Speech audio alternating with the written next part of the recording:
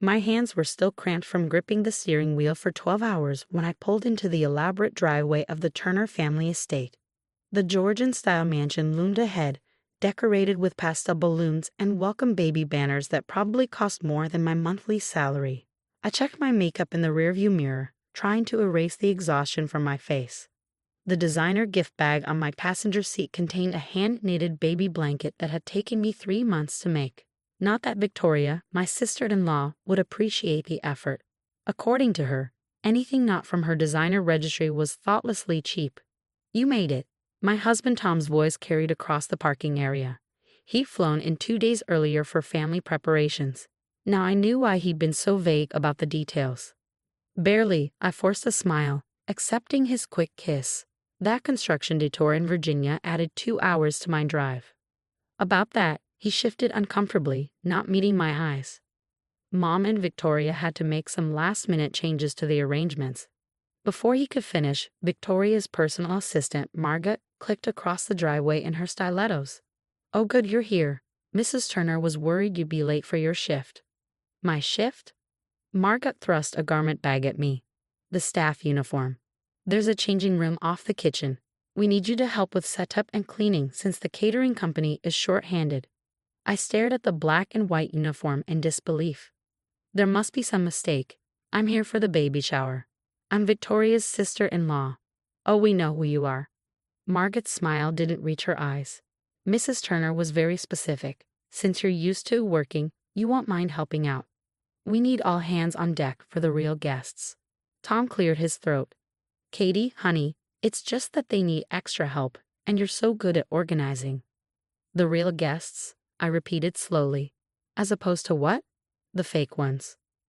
Well, Marga consulted her tablet. The guest list includes 3 state senators' wives, a television anchor, and Victoria's entire country club committee. Mrs. Turner felt it would be more appropriate if you helped behind the scenes. My fingers brushed against the envelope in my purse, the one I'd been holding onto for 6 months, waiting for the right moment. Grandfather Turner's final letter, entrusted to me during my last visit before his death.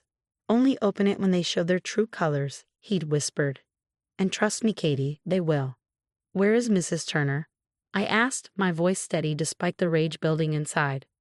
"Mom's in the conservatory," Tom offered, still looking uncomfortable. "But maybe you should change first." "No." I pulled the gift bag from my car and headed toward the house. "I think I'll say hello exactly as I am." The conservatory was a cathedral of glass and wealth, filled with exotic plants and, tonight, elaborate baby shower decorations. Eleanor Turner stood in the center, directing staff like a general commanding troops. "The orchid display needs to be higher," she was saying. "Victoria's guests need to see the rare blooms we imported." "Oh," she spotted me, her face shifting from annoyance to practiced condescension. "Catherine, you're late." "Traffic," I said simply. "But I'm here now. As a guest." "Oh, darling." Eleanor's laugh tinkled like broken glass. "There seems to be a misunderstanding. We need you to help with the event. You know, given your background." My background, because I'd worked as an event planner before starting my own successful consulting business. Because I hadn't been born into money like the precious Turner family. "The only misunderstanding," I said clearly, "is that you think you can treat me like staff because I've actually worked for a living." Victoria chose that moment to make her entrance, her baby bump barely visible under her designer dress. "Mother, the florist is being difficult about the suspended arrangements." "Oh, Katie, did Margaret not give you the uniform?" "She did." I set the gift bag on a nearby table. "I declined." "This is exactly why we can't have her at the main event," Victoria Stage whispered to her mother. "She doesn't understand how things work in our circle." "Your circle?" I reached into my purse. "You mean the circle that's been living off Grandfather Turner's fortune while pretending to be self-made?" Eleanor's perfectly Botox face twitched. "I don't know what you're talking about." "No." I pulled out the envelope. "Then maybe we should discuss what Grandfather told me during his final days. About the real source of the Turner fortune. About why he changed his will 6 months before he died." "Changed his?" Victoria's hand flew to her throat. "What are you talking about?" Tom appeared in the doorway. "Katie, maybe we should." "No, Tom," I cut him off. Maybe it's time everyone knew why your grandfather spent his final weeks talking to me instead of his real family. Eleanor stepped forward, her composure cracking slightly. Whatever lies he told you. Lies, I laughed. Like the lie about the Turner shipping empire, or the lie about why your husband's name isn't on any of the original company documents. The conservatory fell silent except for the gentle bubbling of the ornamental fountain. Even the staff had stopped working, watching the drama unfold. Mother. Victoria's voice shook. What is she talking about? I opened the envelope slowly, savoring the panic in Eleanor's eyes. Should I tell them, or would you prefer to explain why Grandfather Turner's grandmother was the real founder of the company? The one written out of the history books because she was a woman. Eleanor's face went pale. You're making this up. Am I?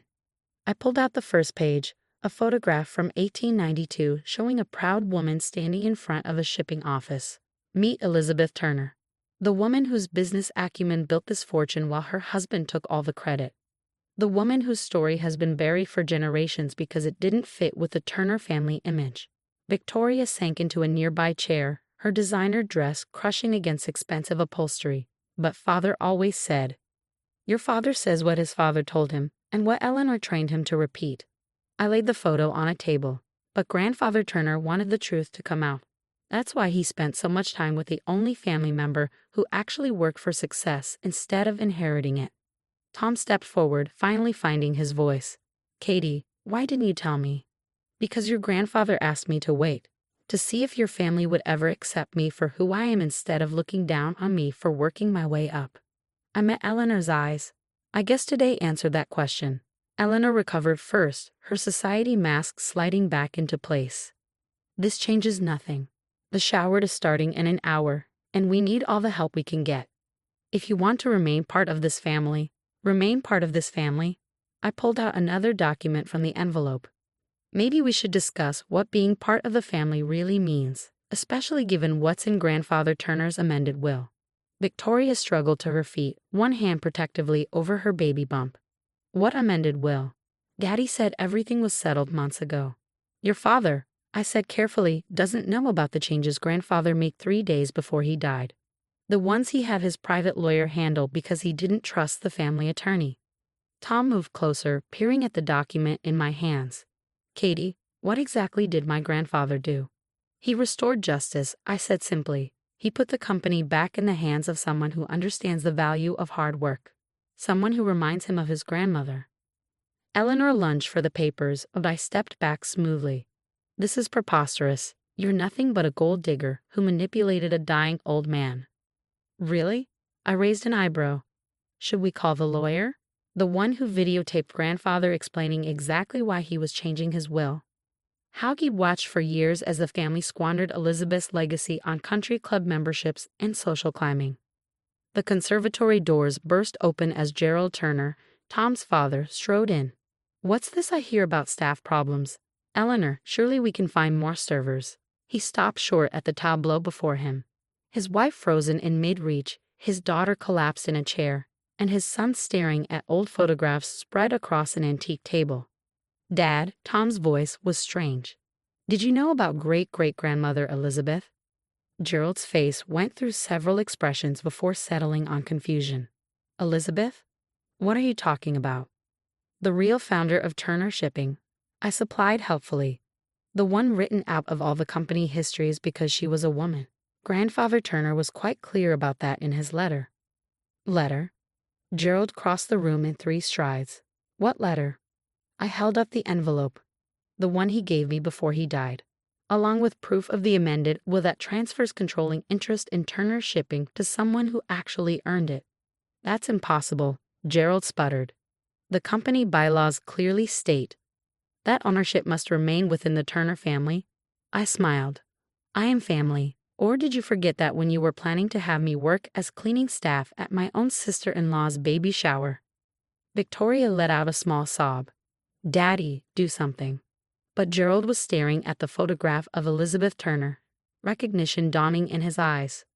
The portrait in Father's study, the one he would never let us remove, that was her, wasn't it? I nodded. He kept it as a reminder of what the family had buried. of how they'd taken a strong woman's legacy and turned it into a men's club of privilege and prejudice. "This is ridiculous," Eleanor cut in. "Gerald, call the lawyers." "She can't possibly." "Actually," I interrupted, "your lawyers should be receiving the official documents right about now." Grandfather's private attorney scheduled the delivery for exactly this moment. He had quite a flair for timing. Tom touched the photograph gently. All those stories about great-great-grandfather Turner's business genius were actually about his wife, I confirmed. Elizabeth built the company from nothing while raising 3 children. She negotiated contracts, managed ships, and outmaneuvered competitors. But because she was a woman in 1892, her husband got all the credit. "And now you think you can just walk in and take control?" Eleanor's voice rose hysterically. "Because of some old photographs and a convenient letter." "No," I pulled out the final document. "I can take control because I spent 6 months with your father-in-law, learning everything about the company, because he tested me, challenged me, and ultimately trusted me to restore his grandmother's legacy." Gerald sank into a chair beside his daughter.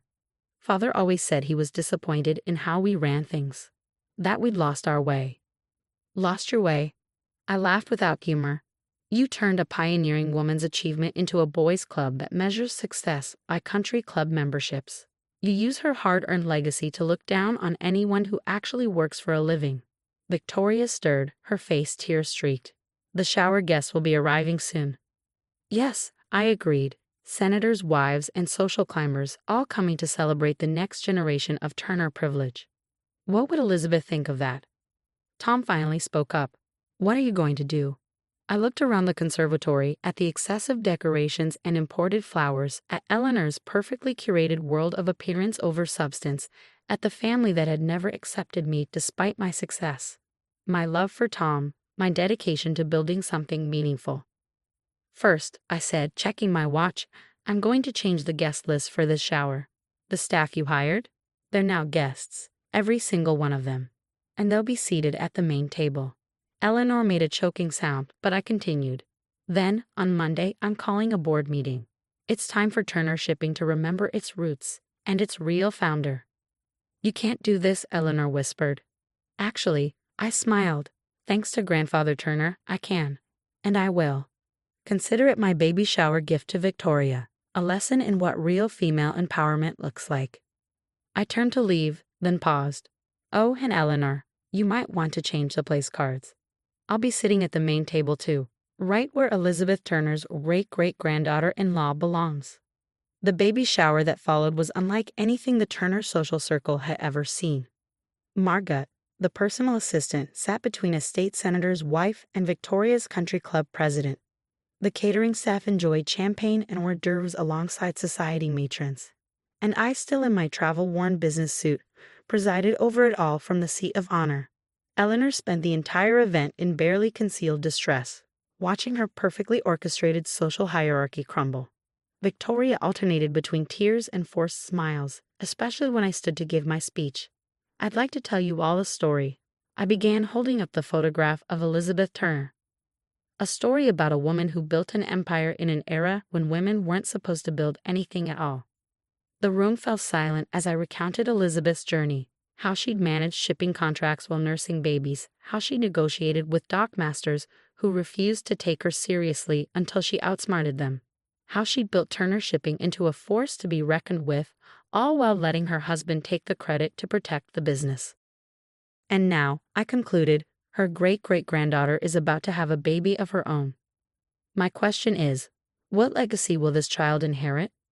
Will it be one of privilege without purpose, or will it be one of determination, hard work, and breaking barriers, like Elizabeth's true legacy? Victoria's mascara was running freely now. Tom stood beside me, his hand on my shoulder, finally choosing a side after years of trying to please everyone. After the guests departed, many of them stopping to shake my hand and ask for business cards, Gerald asked to speak with me privately in his study. "You know," he said, gesturing to the portrait of Elizabeth that hung behind his desk, "Father used to stare at this painting for hours. I never understood why until today." "He was proud of her," I said softly, "and ashamed of what the family had become."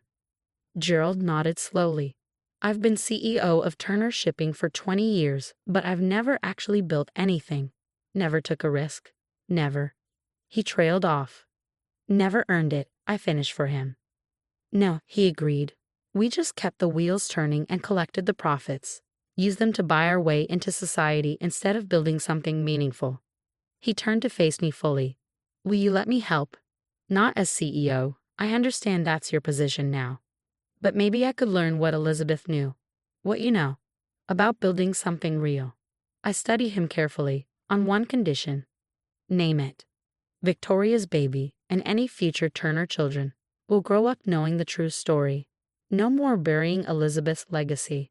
No more pretending that success comes from privilege instead of work. Agreed. He extended his hand. Though Eleanor may never forgive you. I can live with that. I shook his hand firmly. That evening, after everyone had left, I found Tom in a conservatory, still staring at Elizabeth's photograph. Why didn't you tell me? He asked quietly. Grandfather made me promise to wait. He wanted to see how the family would treat me when they thought I had no power. I sat beside him. He knew what would happen today. He planned it all. The old fox, Tom chuckled, then grew serious. I'm sorry for not standing up to them sooner, for letting them treat you like you weren't really family. You can make it up to me, I smiled. By helping me restore Turner Shipping to what Elizabeth meant it to be, a company built on merit, not inheritance. What about Victoria's baby shower gifts? He asked. Mother had everything monogrammed with the Turner family crest. I'll keep them, I decided. As a reminder that the Turner name isn't about crests and country clubs. It's about a woman who built something extraordinary and had to hide her light. No more hiding. The next morning, I walked into Turner Shipping headquarters wearing my grandmother's pearls and carrying Elizabeth's photograph. The security guard who had always asked for my ID now jumped to open the door. Eleanor's carefully curated social hierarchy was already crumbling. In the CEO's office, my office now, I hung Elizabeth's photograph in the most prominent spot. Below it, I placed the baby blanket I'd knitted for Victoria's child. A reminder that real value comes from what we create, not what we inherit. As I sat at my new desk, I opened my laptop to find an email from Victoria. I spent all night reading about Elizabeth, about what she built. I want my daughter to be like her. Like you. Can you teach us? I smiled as I typed my reply. Lesson 1. Real power isn't given. It's earned. See you Monday. The Turner family would never be the same. But maybe, just maybe, that was exactly what they needed. Elizabeth would have approved.